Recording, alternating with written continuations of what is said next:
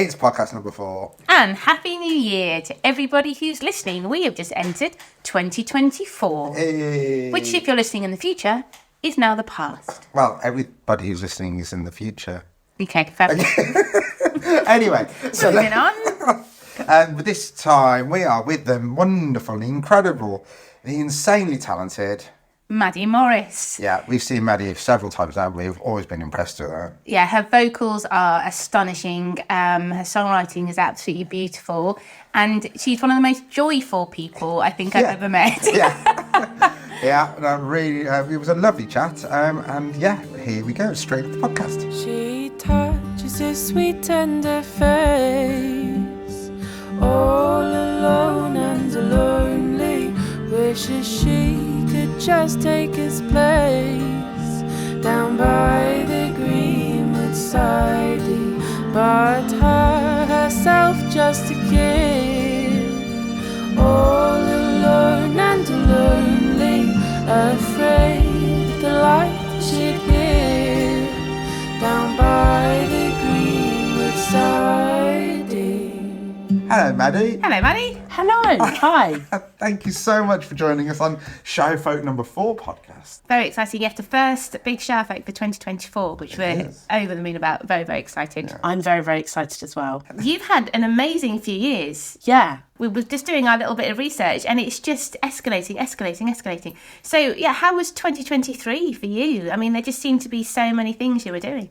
Yeah, 2023 was busy. And just great. I think there was loads of things. I think because I recorded my album in 2023, it was a year where I was like, oh, okay, this is actually it now. Like I'm very solid and this is going to be my job, I think. Whereas before, you've always got that like, and I might do other things. So yeah, I think 2023, and also doing the English folk mentor program with George and Heather and Hannah was just like such an affirming thing for me to like, I just feel like I learned so much, and it was like, I felt like I had the door opened into a whole world of the music industry that I'd always like covered my eyes and my ears about. So it's been really good. I've really enjoyed it. How did you get involved with the Folk Expo? I just applied on the internet. Fair enough. Oh, wow. I just remember seeing it and being like, and I'd seen it before and always been like, oh, no, let's not. And then I thought, oh, no, I'll just apply for it. And actually it was a really, like I said, I was toying up whether or not I was going to keep slogging on with being a musician or if I was going to go and study a master's in music therapy. And I applied for both things on the same day, and I thought if I get into the Folk Expo program, it's a sign that this is definitely still worth it. And I did, and I was absolutely over the moon. So yeah, really cool. And that's phenomenal. And you got to play some wonderful stages as part of that as well. You got to play at Cambridge Folk Festival and the Focus Wales, which is where we first saw you. I think. First saw you at Focus Wales. I think. Yeah, that was great. It was just, it was so cool. It was the first time I played in Wales as well, which was really cool. So we looked at that. We thought you played some big stages in 2023. And then we noticed, 2022. You played Cropredy, the Fairfield Convention Festival in 2022. How did that happen? That was unreal. That honestly, like to this day, probably one of the coolest days of my life. It was just unbelievable. Like, so, because I won the Young Folk Award in 2019. And part of what you win is that year, the idea is that you get to play Cambridge, Cropredy and Towersey folk festivals. And then COVID happened. So it didn't actually happen in till 2022. And like with all, like, it was so kind of them to honour it because they didn't have to. And it was just unreal. Like I've always been someone who gets a bit nervous before I play.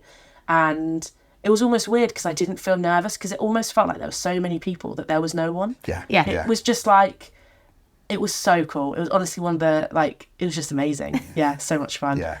I mean, that's a lot of people. When you're standing on stage and looking at about 10,000 people or something, you know what I mean? It's like... It's unreal. And I'd never been to Cropredy as an audience member. Because I never actually went to festivals growing up. It was like when I became a musician, I was like, oh, this is amazing because you get a ticket. So it's like, oh, I'm going to go to all these really cool festivals. But I couldn't imagine. I'd been told by loads of people, it's like 10,000 people, 20,000 people. And I just couldn't imagine what that was until I was there. And I just remember like parking my car up and being like, oh, this is actually this is going to be quite scary. It was so good. And everyone was so friendly and like kind, and like it was amazing. It was so good. Wonderful. It's got such a great feel, Cropredy. So we've only been, in fact, I think that's the year we went. It is the year we were there. We were there. But we only went for the one day, so we. Right. Yeah. You must have missed it. We went because my dad's always been a huge fan, so we managed to arrange it. But we took my dad, and your dad came from Ireland, and we just had one evening really where we just got to go down and see Fairport Convention perform there, and it was fantastic. Yeah. But I hadn't realised how big it was till I got there. Yeah, it's really cool now. Like however long after the festival. Like, I feel like I see so much of my audience are Cropredy people, and like, it's really cool. Like it just was like, as a sort of early career musician, like how career changing it was. It was just unbelievable. Cause like, and I still see so many gigs, people who are like, oh, and I saw you at Cropredy, and it's like, it's just amazing. So it's like, so cool. So we're actually bringing Fairport Convention to Bridgnorth in March. In March. That is so cool. So we're bringing them over here on the 6th of March. Bridgnorth has got it's got a history of folk music, but then it stopped for a while because it moved out of town, and so we're trying to reignite that. The Shrewsbury Folk Festival started as the Bridgnorth Folk Festival. But when it got too big, it moved to Shrewsbury. It moved out. But of course, the audience stayed. Everyone still lives here. Yeah. But we lost the festival. So a lot of what we're doing is just trying to respond to that and fill that gap. That is so cool. That'll be such a good gig. Yeah, they're lovely people, great team. Yeah, nice bunch. And so you did, along with in the English Folk Expo, obviously you did your shows, the big shows. Yeah. But you had some like training days. It was like a really well-rounded package, wasn't it? So what other things did you get to do as part of that? Yes, we had like training days in Manchester, and like we also just had like lots of hands-on, like you are now in this room full of industry people, like chat to them moments. And then we also and it was like, it sometimes felt a little bit like a trial by fire, but in the best way. And we also had mentoring, and I was mentored by Heidi and Belinda from O'Hooley and Tido, and they were just so cool, and it was really like such like an affirming thing to work with like the two of them and to learn from them, and like it was so cool and really like exciting for me, I think, because as like a queer person, as a neurodivergent person, you don't always see so much of yourself in the industry, and Heidi and Belinda had always been people that I had looked up to, and so then to get to chat to them and be mentored by them was like, it was just unreal. It was like one of the coolest things ever. Amazing. That is so cool. They do seem to match up really well, don't they? There's been a lot of thought put into who's chosen to be the mentor and how that works with the mentee relationship. Yeah, so good. Yeah, like really well thought through. Yeah. So we've recently noticed on your socials a picture of you and Mark Radcliffe. Yes. How did that go about? That's kind of cool.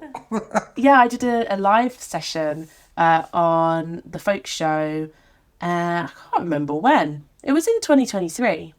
And that was, again, another thing which was like, when you win the Young Folk Award, it's one of the things you win. And then it just kept getting put off because of COVID and stuff. And that was so cool. That was just unreal. Like, it was just really fun. And I sang some songs from my EP Upstream. And it was really cool because I had Bryony Griffith on the fiddle, who was one of my tutors. I studied folk music at uni, and she was one of my tutors, and it was just like a very cool, I just felt very, very excited. I feel like I've said that a lot in this interview. That's cool. Well, it was a big we hope it was a lot of fun. Yeah. The whole it just seems to be like... Yeah. And then... How did it feel with doing the sessions? Because when you do the sessions, it's like a closed room, isn't it? So you're not responding to an audience. Very different to Cropredy. The complete opposite of Cropredy. Yeah. It was so, and also like I didn't realise that Mark was going to be. He's in a different room, so it's just you and your band. Yeah. So I had Bryony and Pete Ord, who is he produced the album that's coming out in Feb. He's great and he's a guitar player. So it was just the two of them, and then Mark was in a different room, and then my partner Aoife was like sat outside, so I could see her through the door, and it was just really weird. It was very bizarre because I knew that there were so many people listening. I think that's what was really, I couldn't quite get my head around. But also like the buzz of it was just like, because you can hear the radio, like when you're waiting to go into the room, you can hear, and it was just so like, yeah, it was unreal. It was really fun. So we went on to Genevieve Tudor show on the folk show in September to talk about the ShireFolk and the tours and everything. Oh, amazing. And when we were off air, we were talking about you, and she's like, she'd recorded sessions with you, and so she was just saying how great you were. So you've done quite a few different like BBC sessiony things then over the year. And yeah, I've been very lucky, right place, right time kind of situations, but it's always so fun and people are always so nice. I feel like I'm constantly, I don't know, I'm constantly impressed by how nice everyone in the industry is. Yeah, it's just really special, isn't it? And I think part of that is the folk scene. I think the folk scene is a particularly kind and generous bunch. I think everyone's quite open, and they're open to new sounds and new experiences, and it just feels much more welcoming from that point of view. But yeah, the moment we mentioned your name to Genevieve, it was just she was down looking at all her notes, and all of a sudden it was like, oh yes, no, I've seen it. yeah. Oh really? Cool. Oh, that's so cool. That is so cool. Yeah, we got retention at that point, which is nice. I mean, it was been such a big year that this year is even bigger. I mean, you've just got new management and and you've got an album coming out. You've got a full-on tour. Talk to us a bit about what you've got lined up for 2024. 2024 is a big one. I have a tour, a massive tour.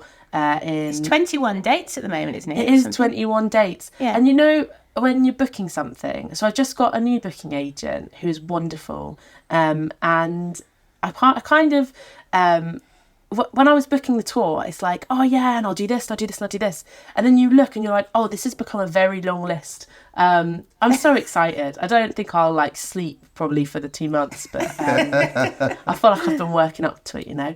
I'm on this tour, and I'm going all across England and playing in some really cool places, including you guys in your very cool venues. The Shires. It's opening the tour as well. It's my first 3 gigs. It's the first 3 days. Amazing. Which is so exciting. I feel like it'll be such a nice way to start it. And I've got Skin, which is my debut album coming out on the 23rd of February. I said very confidently. And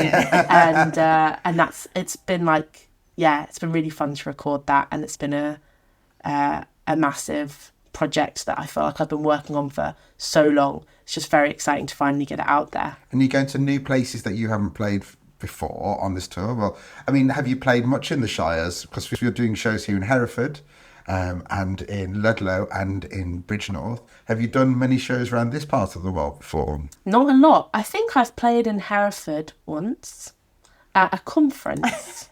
Oh. Yeah. Oh. In a really pretty manor house, I want to say. Does that sound... So not the leisure centre, so that's at least a bonus there. I think so, at least. Okay. Maybe it wasn't Hereford. I'm very dyspraxic and dyslexic, so my geography isn't always the best. But I do think it will be my first time. And I also have a connection with Shrewsbury Folk Festival. Okay. Which was that before the Folk Awards, I applied for the Alan Surtees Trust Fund and got some funding for like recording kit, which I'm actually using now. Isn't that funny? It's the circle of life. So which was really cool, and that was like one of the first like real folk industry things I ever got or did, and so it was like every time anyone was like Shrewsbury Folk Festival, I'd be like, yeah, well, guess what? This is cool. So that was really fun. So yeah, kind of that connection there. Brilliant. And are you going to any other places in the country? Are you discovering for the first time on your tour? Loads of places that I have not been to before. Well, that's exciting because it's not just a show adventure, it's adventure. Discovering new towns and people. And I think as well, like, I feel like I want to talk about being like a musician. There's loads of sitting in coffee shops and doing emails, which I love. Like, I honestly can't say to people, I just feel like I'm living the dream.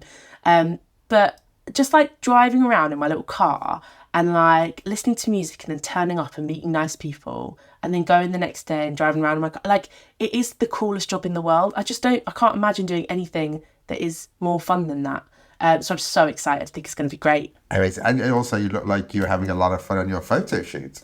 Yeah, was that a first for you to kind of put yourself out there in that kind of full on shoot? Yeah, I hate it. I really hate having my photo taken. No, honestly, it's my like one of my biggest. It's not me at all.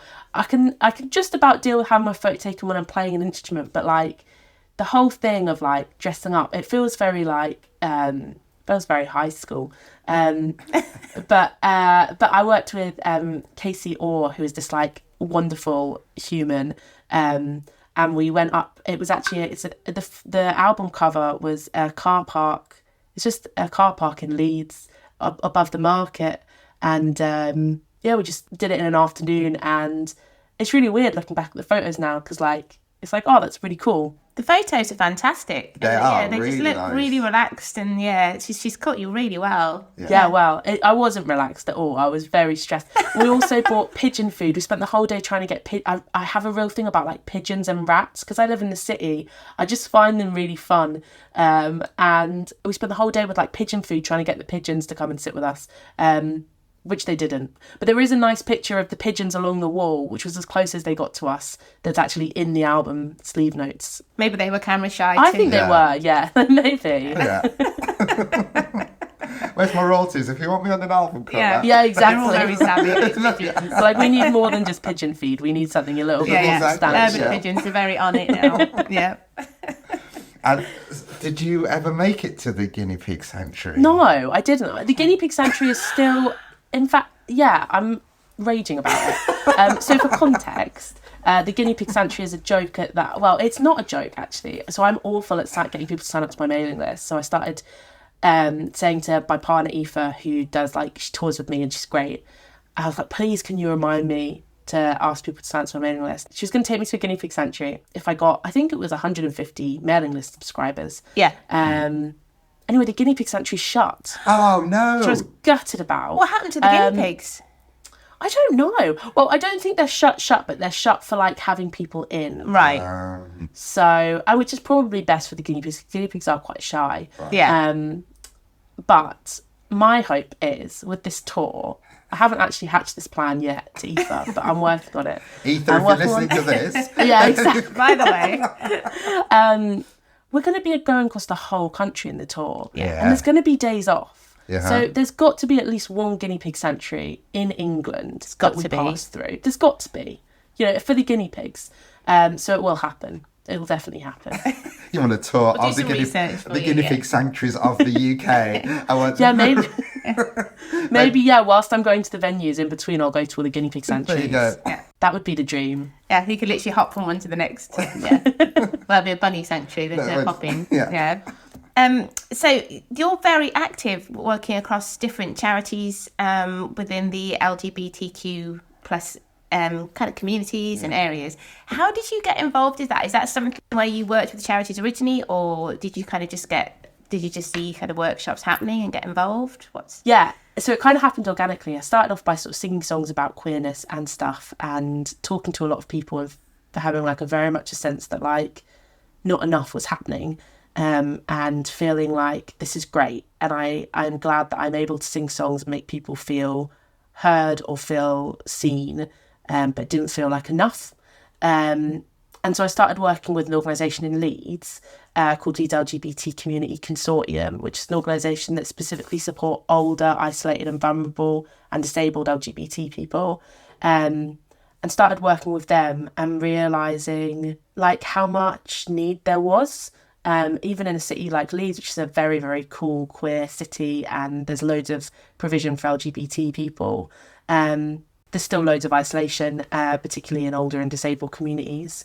And I think because a lot of my music surrounds activism and inclusion and stuff, it kind of felt like a natural progression. So I went from doing that to kind of exploring the other places and kind of work as a freelancer. So when I'm not touring, I do loads of workshops and sessions and community outreach stuff. And then I started thinking about where I grew up, which was Central Bedfordshire. And actually my experience as being LGBT in Central Bedfordshire was very, very different to my experience as an adult in Leeds. And I started working with LGBT Bedfordshire, kind of thinking about what I could do supporting young people who are growing up in kind of rural environments, which can sometimes be a little bit more challenging than in a city environments where there's more provision. for LGBT people. But it's really rewarding, and it's really, I think, really important for me. I'd feel weird as an activist to go on stage and sing about how I wanted the world to be better for queer people, but not actually doing anything on the ground. And I feel like the two things inform one another a little bit. Yeah.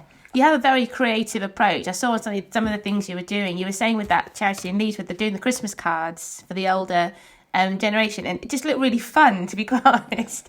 And sort of designing the cards and putting them together. And I just thought, actually, when you look at these workshops, you seem to have just your whole outtake on life is just really fun and interesting, and it just comes across as really just positive. I think it's just it's nice. Yeah, and I think it is. Oh, well, thank you, firstly. But I think it is really fun. And I think one of the things I've realised is that so much outreach is beneficial to communities on both sides. So, like, we do this Letters of Community workshop, which we did at Christmas, for Christmas cards for people in care homes and stuff. So they've got connection to community over Christmas, which can be quite challenging for LGBT folk. But we do it all year round. So we have, I work with an organisation in Wakefield where they have a box of cards. So when people access the space, they can just get a letter from another person in the community. And it's just but what I found with doing these kind of workshops is so often it's really positive for the people that make the cards as well. It's really positive for people to get to know that they're doing something good for their community, and then the community benefits from it as well. And I feel like there's so much in that, and there's so much positive in that is really exciting. And I think it's really exciting to see change, and to see to get to witness the positive impact of the stuff you're doing. And I try and talk about her a lot, because I think people have this idea about activism and community outreach stuff that it's really sad, and there is definitely sad aspects of it, but actually so much of it is just about joy, and it's about bringing people together and making people feel like they can actually do something. Because I think when we feel like we don't have agency to make change, then we don't, because it feels impossible.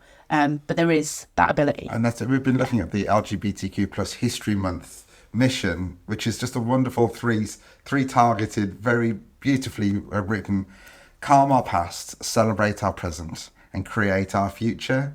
And I think that just wonderfully sums up that whole thing in the workshops and the music you're doing, because that starts on the 1st of February, which is the start of your tour as well. So it sort of really coincides wonderfully with the album launch. Yeah, and that was kind of something we planned. I think the first song on the album is still called Marsha P. Johnson, and Marsha was an activist in the Stonewall riots, but also did loads of work with people with LGBT homelessness and people living with HIV. When we thought about the album and we thought about what it was, I was I really wanted it to be connected to LGBT History Month because of her, and because of the fact that she's such a huge part of the music that I create, and she's one of my biggest influences.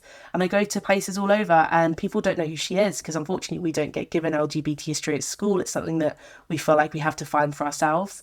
So it's really cool to be releasing it on LGBT History Month, and I think to be able to have the album as a celebration of activism and where we are and where we have to go and stuff is really cool. It feels very sort of in keeping with my goal as what I guess I hope I'm trying to do. When did you find your voice? When did you discover that, wow, I can sing? I can not just sing, but I can really sing. You can walk onto a stage, and the moment you start, you just feel everyone just stops. It's just this moment of, wow. Yeah. That's very kind of you. I don't know. It's a weird one. I've always sung. I've always been someone who sings. It's always been something that is fun and I enjoy. I guess I didn't really consider myself a singer. I considered myself a songwriter and when I went to uni, I was going to study songwriting, and I was that's what I was into. And then I ended up studying singing because I didn't want to do all the music theory. And then it was when I was studying, I just love the processes of singing, and I really enjoy things like ornamentation and working out fun things that I can do, and it's just I don't know, it's almost it almost feels like singing is like meditating or something. It's just feels very peaceful. But I've just always enjoyed singing, I guess. I don't know. I was really big into Joseph and the Amazing Technicolor Dreamcoat as a kid. Well, there you go. And that, it all stems from there, I think. Because you have such a wide range as well with your voice. Thank you. Do you have to go through any sort of warm-up exercises and do anything like that, or does it just come like that? Definitely should do lots of warm-up exercises. I definitely should. I don't know. I do a lot of steam inhalation. That is the one thing I am good at doing. Okay. But not really. I used to have a song which was my first song on my set, which I counted as my warm up. But I'm very chatty, so I always feel like I'm a little bit warmed up from that because I don't really shut up. Yeah, and I always sing along in the car on the way to a gig. So that's part of it. There you go. Exactly. Well, there's your warm up. There you go. Yeah. Yeah. Drive to Aberdeen. I've got 6 hours warm up on this gig. Exactly. It's great. That's important. It's an important part of the process. Talk about going to gigs. I love the fact that on your I think it's your Instagram, you've got in your description a quote from the Hartlepool Folk Festival, which makes me laugh every time I read it.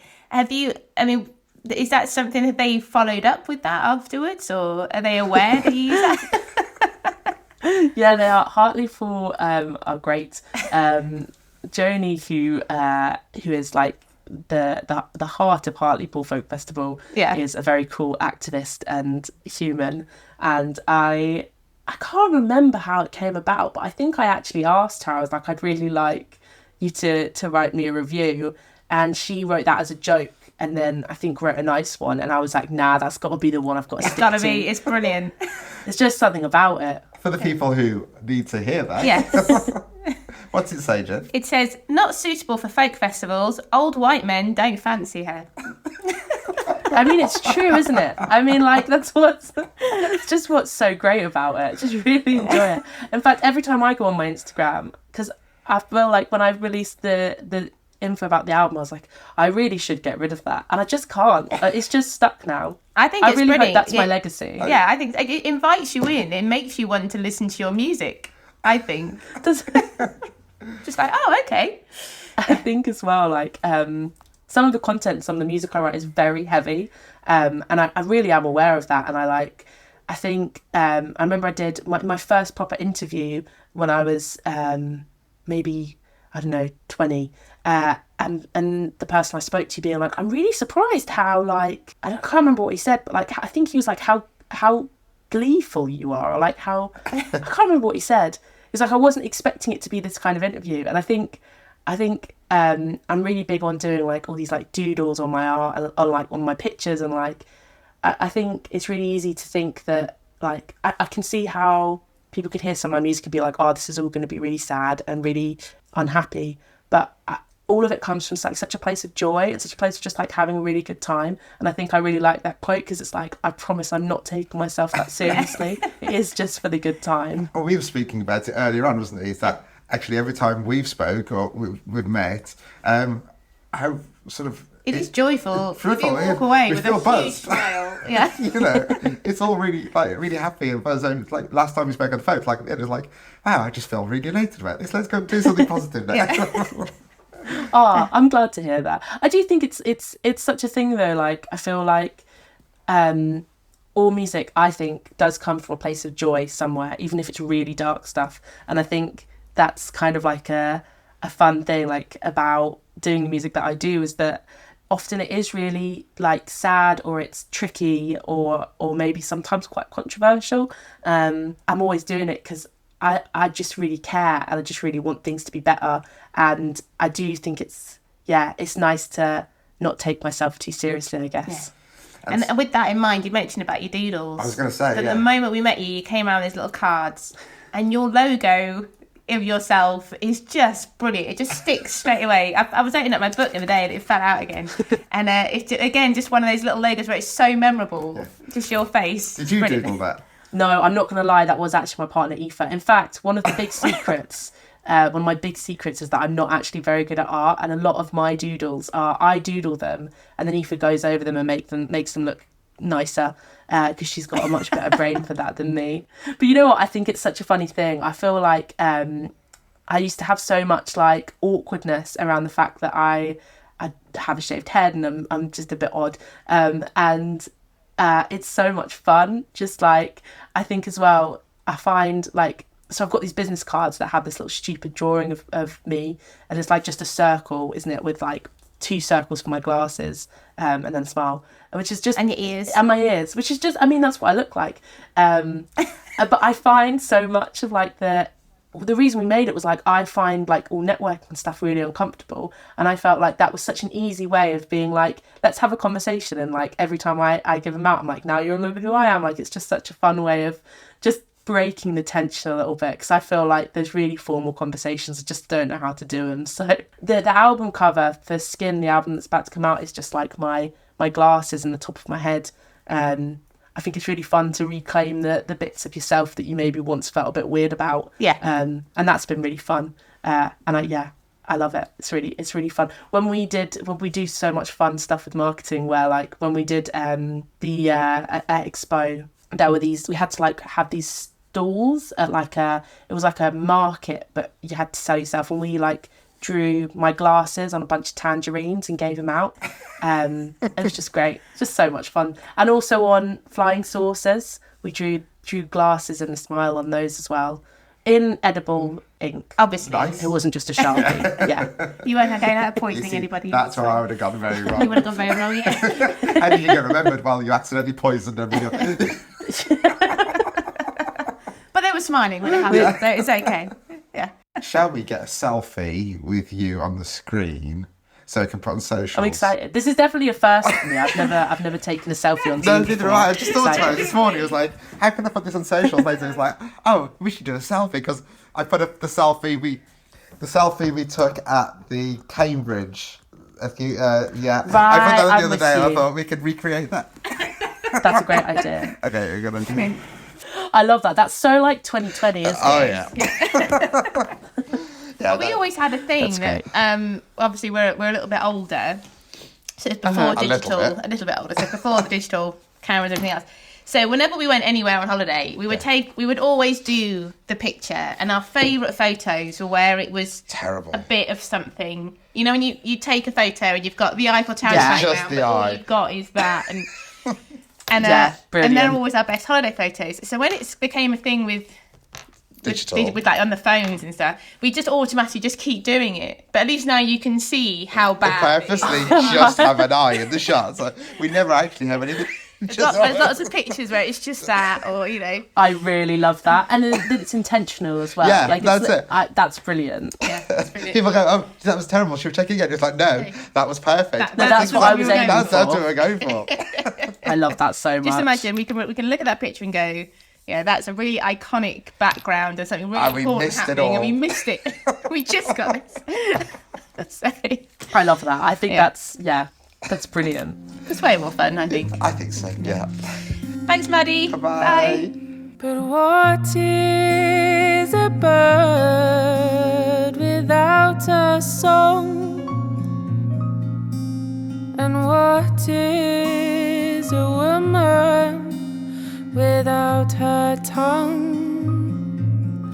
And who is the king without violence or threat? And the fear that you are next. There we go. So that picture of us doing a selfie, a digital selfie with the laptop. We thought that was quite fun. Yeah, it's something a bit different. You can jump onto our socials and see that photo, and you can see what we tried to recreate from the Cambridge Folk Festival there as well. And if you don't follow us on our socials, what's wrong with you? How can they find us? You can find us by looking for ShireFolk Music on Instagram and Facebook. And the YouTubes. And YouTube, obviously, yes. Yeah. We've started to upload some of the filming that we've done from the autumn season. So keep your eye on our YouTube channel, because that's going to start to get populated very soon. Yeah, so one of the things we have been doing is we have been filming quite a lot of these shows.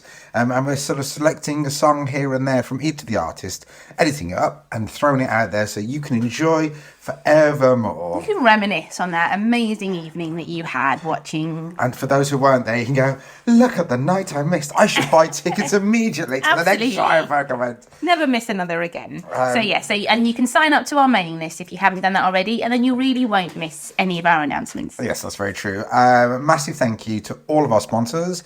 This project is part funded by the Arts Council in England, and we are eternally grateful for their support because this has really made this project sort of come alive. It really has made such a difference. And a very exciting 24 moving forward. The spring season is up and selling fast. The summer season is announced, and it's all there on the website. There's loads of ways you can support this project. How can you support it? Well, first of all, you can come to a show. Buy a ticket and come to a show. Enjoy it. It's a fantastic night out, and for value for money, it's pretty good. But if you're in Australia, you can still buy a ticket. You just can't come, I suppose. But you can, just enjoy the music, support the artists, follow us on our socials, and just tell people about it, talk about it. That's all we really ask, really. It's about supporting the artists. And making sure they get the recognition they deserve. Very much so. You can also support the project by purchasing one of our beautiful canvas tote bags. Ooh, what's on the tote bag, Jenny? On the tote bag is our logo. So many people have commented on how much they love our logo, which is really nice because we worked very hard on it.